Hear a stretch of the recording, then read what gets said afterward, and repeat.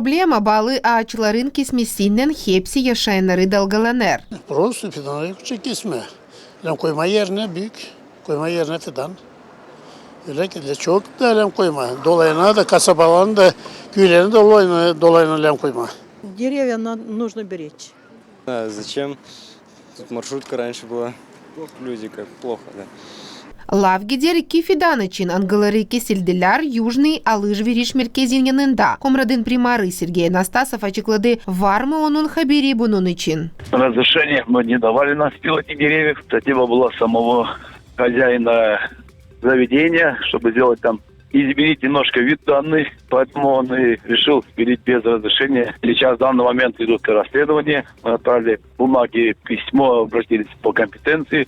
И без этого было уже известно, полиция уже знала, кто это сделал. Сейчас принимаются все меры. Это и штраф, и восстановление спиленных деревьев. Ekoloji Agentstvu'nun baş uzmanı Nikolay Gerçoglu bunun için söyledi. В адрес инспекции по защите окружающей среды не поступало материала по факту вырубки деревьев рядом с торговым центром «Южный».